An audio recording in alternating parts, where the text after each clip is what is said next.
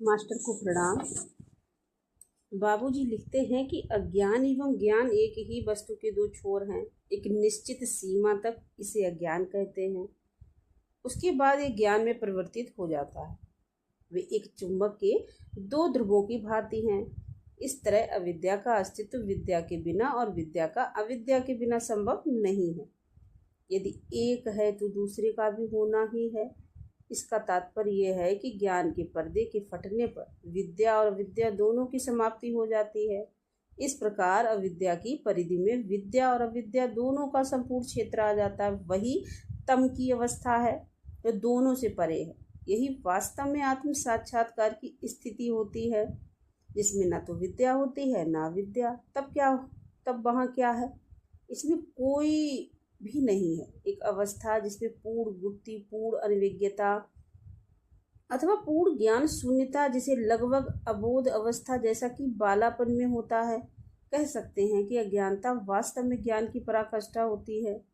इसका तात्पर्य यह हुआ कि हम अज्ञान के स्तर से प्रारंभ करते हैं और ऊंचे अज्ञान अथवा जिसे मैं पूर्ण अज्ञान कहता हूँ की स्थिति में समाप्त करते हैं।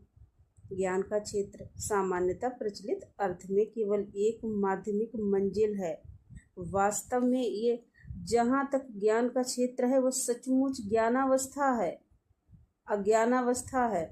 अज्ञान के पर्दे के फटने के बाद जो उदित होता है उसे क्या कभी ज्ञान कहा जा सकता है? निश्चय ही नहीं। हालांकि दोनों विपरीत दशाओं को दृष्टि में रखने पर लोग ऊपरी तौर पर उसे ऐसा ही कहते हैं। तो क्या ये ज्ञान का अर्थ रखता है? नहीं। ज्ञान का अर्थ है उसका बोध होना जो स्व से परे है। आत्म साक्षात्कार का अर्थ परम तत्व से एकीकरण अथवा उसमें विलीनीकरण है। उस स्थिति में ज्ञान का प्रश्न कभी उठ ही नहीं सकता। तब क्या हो सकता है? ज्ञानहीनता, अनभिज्ञता, ज्ञानता अथवा और कुछ। संक्षेप में ये उसी प्रकार की कोई चीज हो सकती है, यद्यपि इसको व्यक्त करना लगभग असंभव ही है। पूर्ण अज्ञान, जैसा कि मैंने कहा है कि संभवतः सबसे ठीक जान पड़ता है। ऐसा माना जाता है कि एक व्यक्ति जो आध्यात्मिकता के मार्ग पर चलता है अंधकार से प्रकाश की ओर जाता है। मान लीजिए एक अंधकार अविद्या जैसा सामान्यता प्रदर्शित किया जाता है और प्रकाश विद्या। सहज मार्ग में प्रकाश को ध्येय नहीं स्वीकार किया जाता है।